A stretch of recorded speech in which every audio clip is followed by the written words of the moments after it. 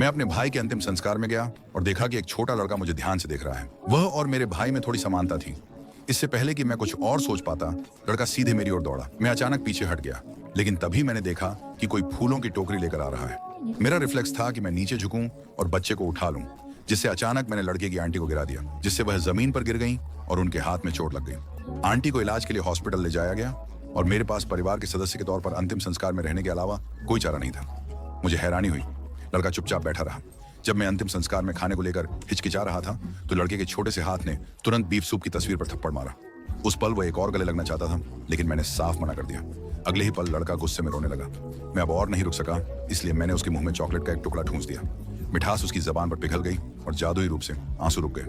लेकिन यह शांति ज्यादा देर तक नहीं रही।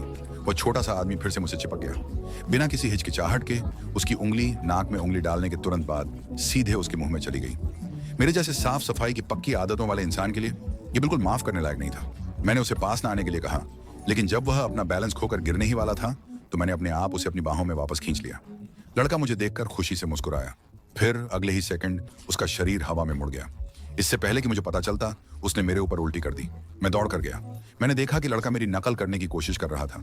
पंजों के बल खड़ा होकर अपना छोटा सा चेहरा बहते पानी के नीचे डालने की कोशिश कर रहा था। उसे समझ नहीं आया कि मैंने क्या कहा, लेकिन उसे बस मेरे पास रहना अच्छा लग रहा था। मुझे एक पानी की बाल्टी मिली और मैंने उसे एक टेम्परी स्ट्रॉलर की तरह इस्तेमाल किया, जिससे आसपास के सभी लोगों का ध्यान मेरी ओर गया। आखिर में लड़के की आंटी वापस आ गई। उनकी कलाई में बहुत ज्यादा मोच आ गई थी और उन्हें 2 हफ्ते तक स्प्लिंट पहनना पड़ा। लेकिन जब उसने अपने भतीजे को पानी की बाल्टी में बैठा देखा, तो उसका दिल बैठ गया।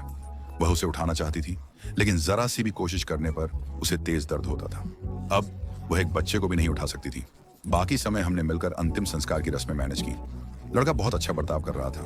मेमोरियल के सामने चुपचाप बैठा था और अपनी आंटी के साथ खिलौनों से खेल रहा था। अंतिम संस्कार के बाद हमें एक बहुत बड़ी प्रॉब्लम का सामना करना पड़ा। लड़के के माता पिता की एक कार एक्सीडेंट में मौत हो गई थी। उसके अंकल और आंटी होने के नाते अगर हम में से कोई भी उसे अपने पास नहीं रखना चाहता, तो उसे अनाथालय भेज दिया जाता। मेरे भाई के साथ मेरा दूर का रिश्ता था और बचपन में अनाथालय में छोड़े जाने की याद एक ऐसा जख्म था जो कभी नहीं भरा। मुझे अपने भाई का दूसरा रूप बनने का भी डर था। ऐसे वादे करने का डर था जिन्हें मैं पूरा नहीं कर पाऊंगा, और परिवार की मजबूरियों से फिर से दुखी होने का और भी ज्यादा डर था। लड़के की आंटी ने मेरी झिझक देखी।